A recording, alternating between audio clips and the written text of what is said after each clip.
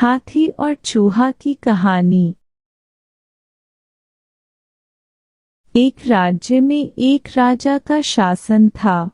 हर सप्ताह पूरी शानो शौकत से नगर में उसका जुलूस निकला करता था, जहां प्रजा उसके दर्शन किया करती थी।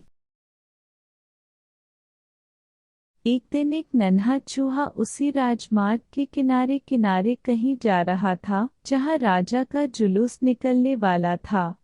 वह चूहा था तो छोटा सा, मगर उसका घमंड बहुत बड़ा था और वह खुद को सर्वश्रेष्ठ और महान समझता था।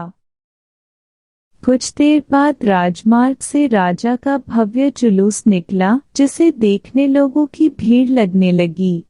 राजा अपने पूरे दल बल के साथ था। उसके सैनिक उसे घेरे हुए थे। कई मंत्री और अनुचर उसके पीछे थे। वह एक विशाल शाही हाथी पर सवार था। हाथी शाही था, इसलिए उसे भव्यता से सजाए। राजा का जुलूस देखने को उमड़ी भीड़ राजा के साथ साथ उसके शाही हाथी की भी प्रशंसा कर रही थी। यह सुनकर घमंडी चूहे को बहुत बुरा लगा।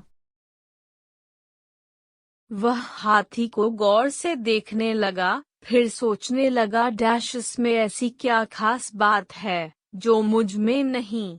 मैं भी उस जैसा ही हूँ। मेरे पास भी 2 आँखें, 2 कान, 1 नाक और 4 पैर हैं।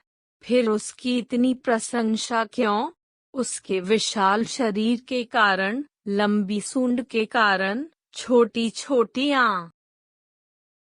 चूहा ये सब सोच ही रहा था कि शाही बिल्ली की नजर उस पर पड़ गई और उसकी लार टपक गई।